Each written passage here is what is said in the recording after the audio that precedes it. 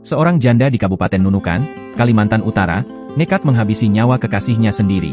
Janda 6 anak tersebut membunuh kekasihnya yang seorang pegawai honorer Pemkab Nunukan lantaran kesal selama 3 tahun hidup serumah tetapi tak kunjung dinikahi. Akibat perbuatannya, janda cantik itu kini terancam hukuman penjara seumur hidup. Korban bernama Yohanes Sutoyo, pegawai honor Pemkab Nunukan tewas dibunuh kekasihnya berinisial B. Peristiwa berdarah itu terjadi pada Selasa, 25 Juni 2024, lalu. Yohanes ditemukan bersimbah darah di rumahnya di kawasan Jalan Tanjung, Kelurahan Nunukan Barat, Kabupaten Nunukan. Janda 6 anak itu menusuk leher dan dada kekasihnya itu setelah sebelumnya terlibat pertengkaran antar keduanya. Bahkan B juga sudah membuat cerita bohong ke polisi bahwa Yohanes Sutoyo dibunuh oleh Unding, mantan adik iparnya yang hendak meruda paksanya. Namun polisi akhirnya bisa mengungkap kasus pembunuhan tersebut dan menangkap B.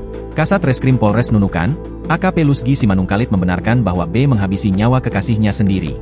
Dari hasil penyelidikan dan pendalaman kasus yang kami lakukan, pelaku adalah B, kekasih korban.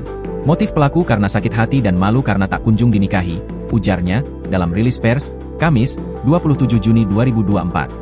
Untuk diketahui, pelaku pernah menikah sebanyak 3 kali, sebelum menjalin asmara dengan korban. B, sudah menjalin hubungan asmara dengan korban selama 3 tahun. B yang merupakan seorang janda dengan 6 anak ini, ingin sebuah kepastian hubungan.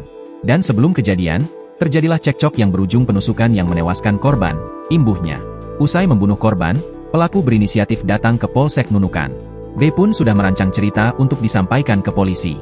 B bercerita bahwa saat tidur bersama korban tiba-tiba datang pelaku bernama Unding yang berniat meruda paksanya. Dan menurut skenario pelaku, korban mencoba melawan, sehingga Unding menusuk leher dan dada korban, jelasnya. Untuk memastikan skenario ceritanya sempurna, pelaku turut membawa celana jeans dan sandal selop hitam yang dikatakan milik Unding ke depan rumah. B bergegas mencuci pisau kecil sepanjang 20 cm yang digunakan untuk membunuh korban. Pisau itu diletakkan kembali di tempat sendok. Setelah itu, pelaku memeluk erat anaknya, dan meminta maaf tanpa mengatakan apa kesalahannya. Polisi pun akhirnya mengamankan Unding yang disebutkan oleh pelaku. Unding merupakan mantan adik ipar pelaku dan sering dimintai tolong dalam banyak hal.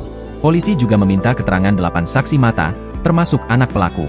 Namun, dari hasil penyelidikan ditemukan bahwa tak ada keterlibatan Unding. Diduga pelaku menyebut nama Unding karena panik usai melakukan aksinya sehingga mencari kambing hitam.